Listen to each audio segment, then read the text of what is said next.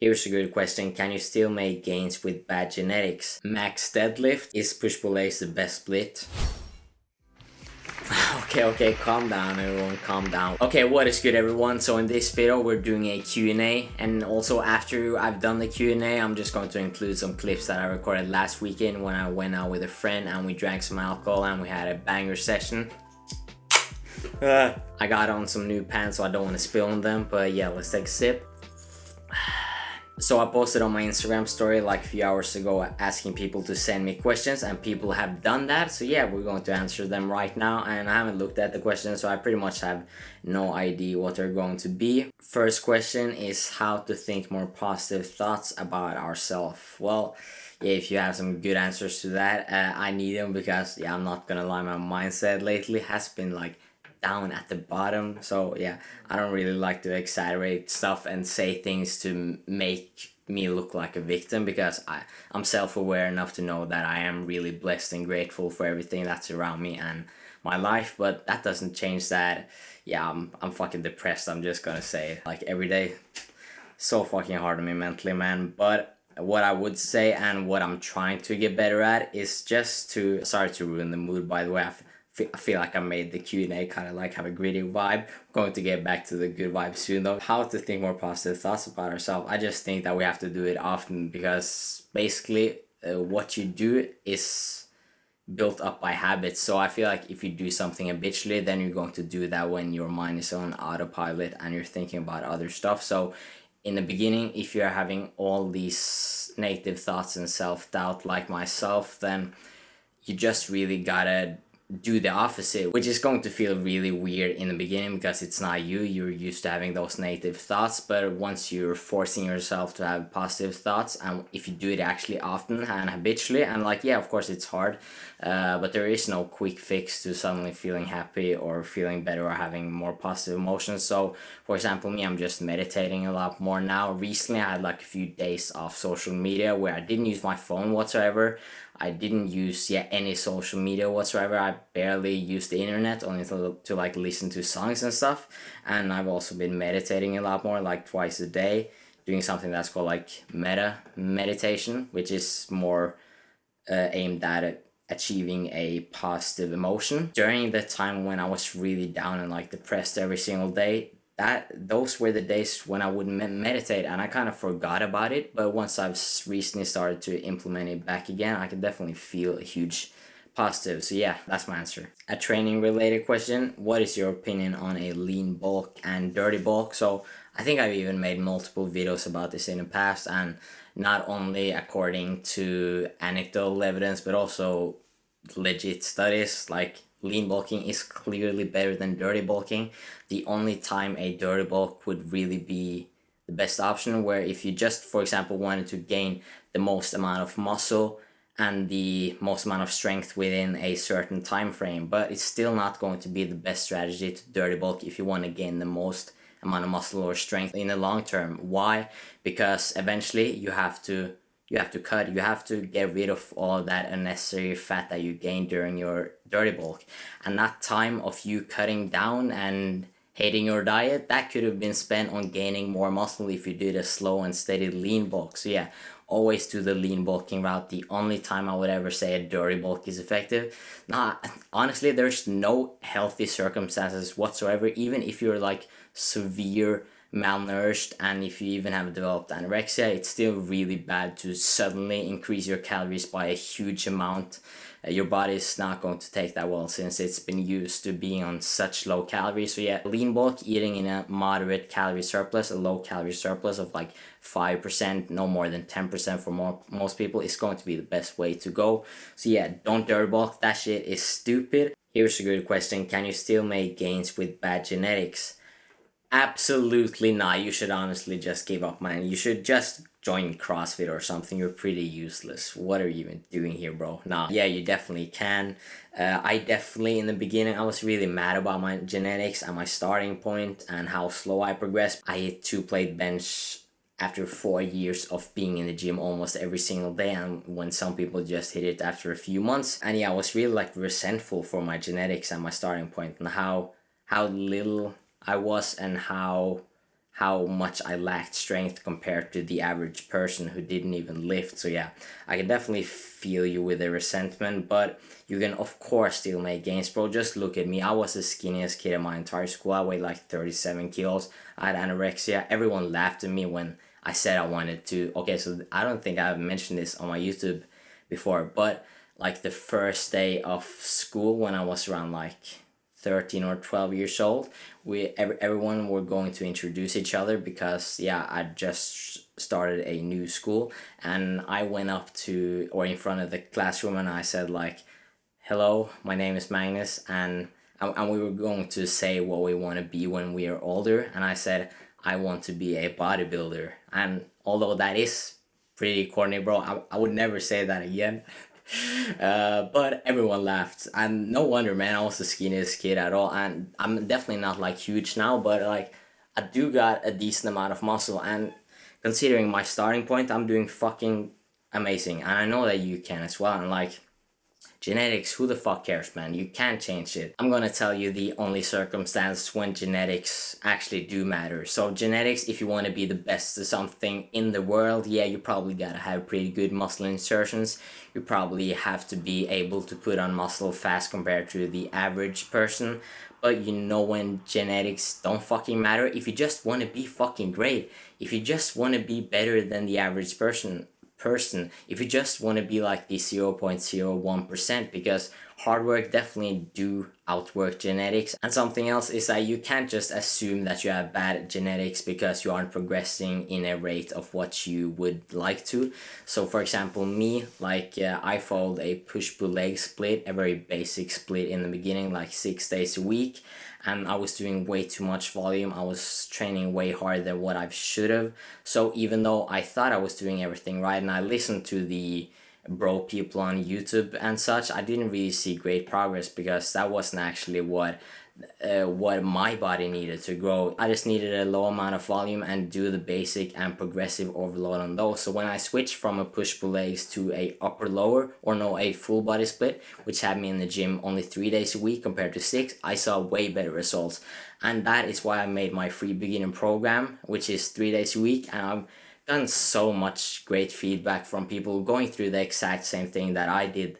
They saw people doing or being in the gym like 6 to 7 days a week, following a push-pull leg split or something similar, and when they switch to my program, the full body program, it's nothing magical or fancy about it. It just has a proper amount of volume, exercise selection, and just a progression model to make sure that you progress and see results. So yeah, there might be something that you're doing wrong, so yeah, just always be critical and think about that. I love that the next question I see is related to push-pull leg split. Is push-pull legs the best split for people who have the time for 6 times a week? No, it definitely isn't, but it doesn't mean it's worse either. So like everyone thinks that the split is the magical thing, but no, the split barely matters. The science has shown that pretty clearly. It's actually more about the total amount of volume you do rather than the split, and that is why we change training splits, and that is why you typically in your training career should go from lower training days to higher training days, because your body, once it gets used to a certain amount of stimulus and volume, you have to slowly but surely increase the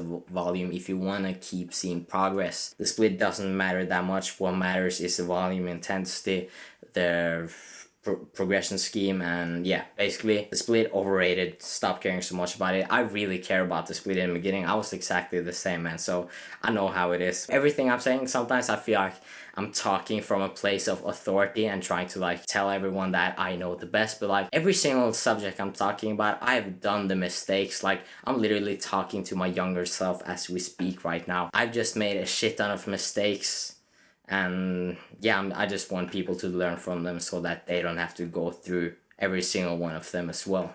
Are you gonna make your own so he's referring to pre-workout, a pre-workout supplement, and I'm pretty sure that I won't. Like, never say never, but I'm 99.999% sure that I won't. Like, I even thought about making a video recently, like, talking about why I quit pre-workout supplements, and not why it's bad for you, because it really isn't bad for you, but it can be bad in some circumstances, and I definitely felt that I was just like too over reliant on it. But yeah, I definitely won't make a pre-workout though. Like most of the pre-workout supplements, they are underdosed, and if they aren't underdosed, they are pretty fucking expensive, and I don't have the highest budget. I'm actually really stubborn with my money and how I spend them, so I probably won't be buying a expensive pre-workout supplement or a cheap one. You know, I might be okay. I feel like it helps the motivation when it comes to training, just to get you in that zone before you hit the gym, to take some pre-workout, feel the beta alanine up in your ass crack. Like that's what's up. Can you show your warm-up for a full body day? For sure, man. I'm not sure if I'm going to finish it, but I'm working on a free full body program, which is essentially going to be a bit better and a lot more in-depth than my current free full body program. And the warming up routine for that workout is essentially this. So here you go. Favorite fictional character? That's actually a really good question. I have no answer to that question though. I have no idea. What's your PR on the incline bench? I have no idea. I don't do incline bench, but I did do it with dumbbell though, and I think the most I did then was like 38 kilos for 7 or 8 reps, like in each hand, and considering my body weight, I think that is pretty good. What's the best workout to abs? So that's an extremely generic question. Like, as hopefully most of you know, there is no one best program for everyone. But just to give you some good guidelines and to tell you how I do it, well, my ab routine consists of 2 exercises. One of them is going to be a trunk flexion movement, which targets the lower ab region, and the other one is going to be a crunch flexion movement, which targets the upper ab region. So yeah, I'm doing cable crunches for my upper abs, and I'm doing reverse crunches for my lower abs. I'm posting a YouTube shorts about this in a bit, so stay on the lookout for that. And yeah, just focus on progressive overload. That's what I love about cable crunches, because you can add weights just as with any other exercise, and you can get a really good contraction and stretch if you do them properly. And for the most part, I've trained my abs 3 times a week, but I've just dialed it back down to 2 times a week because I feel like they are decent, and yeah, I just think it's boring to train abs. That's my reason for lowering the volume and lowering the frequency. Max deadlift. So my max deadlift is 3 plates, 140 kilos, which I hit at like 16, I think, if I remember correctly. I can have the video on screen right now, but yeah, I haven't deadlifted more than that because of my hamstring tear, and I can somewhat deadlift now, but I just don't find it enjoyable. I might get back to it in the future, but at the moment, nah, man. So I can see that my memory card is full in 2 minutes, so I won't really answer any more questions right now. But yeah, follow me on Instagram if you haven't. I'm probably going to do some Q&As over there. And the video isn't done yet, because now we're going to hit the gym, have some fun, drink some alcohol, don't tell mom. And yeah, the video is still going to be sick, so let's get to that right now. Okay, so now we're about to hit a upper body session. I'm here with my bro Sander. Hello. Hey Sander, you wanna tell the people how we met? Okay. Funny story. So I DM'd Magnus on Instagram. Try to slide in those DMs. Try to slide in those DMs. Yeah. Try to get them nudes, you know. Yeah, and then we just started talking about our bulk and how our bulk was going and how we feel fat and ugly. Yeah. And still kind of are. Obviously. Because we're bulking now. Fuck yeah. So he sent me like a DM when I had like, I don't know how many subscribers I had, maybe like... You had like under 200 or something? Yes, and that was pretty funny because he found it from a shoe review. And here we are, and we might exchange nudes tonight. So, you know, it's funny how things work out. But anyways, I'm going to sip my Monster now. We're going to blast this session, and after that, probably going to give some tips on how I stay shredded while drinking. Let's get to this workout session.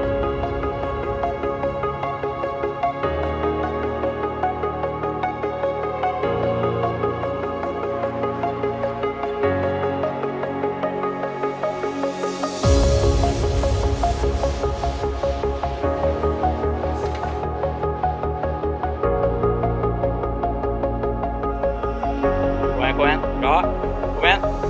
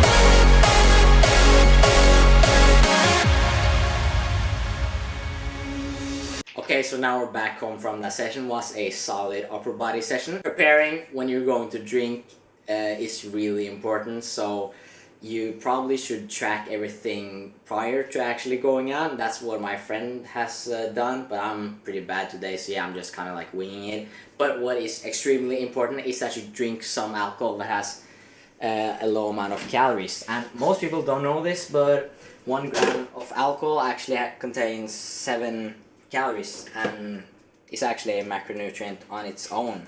And fat is 9 calories per gram, and carbs and protein is 4 calories per gram. So yeah, alcohol is pretty unique. So here we got 2 cocktails. They are low sugar, so they only have like 27 calories per 100 milliliter. But if we want to be better with saving calories, then we go for the big boy right here, which is yeah, basically just pure vodka. It's 40%. And obviously I'm not going to drink an entire bottle of this because that's way too much. But we're going to mix this with a sweetener, which is 0 calories, and also mix it with water. So that is essentially going to make the drink have as little calories as you can get with yeah, alcohol, because obviously alcohol, it has to contain calories because it's a macronutrient, but we're making it pretty calorie friendly. So we're about to eat some pizza right now. Again, I probably should have prepared this day better, which I usually do, but I've just had a pretty stressful day, just done a lot of tasks and stuff, so didn't really plan everything as well as I would like to.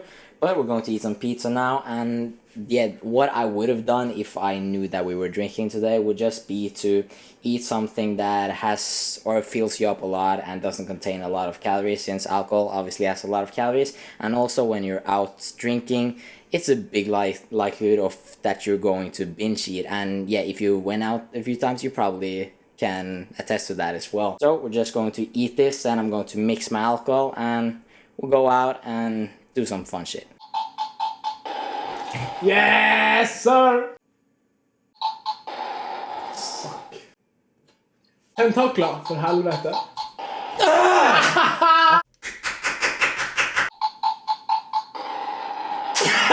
Bro, kunde du? Let's go! Fucking hell, good job! Thank you, bro. Nej, men det var väl god sänga. Jo, men du är bra. Du vet det. Det är en.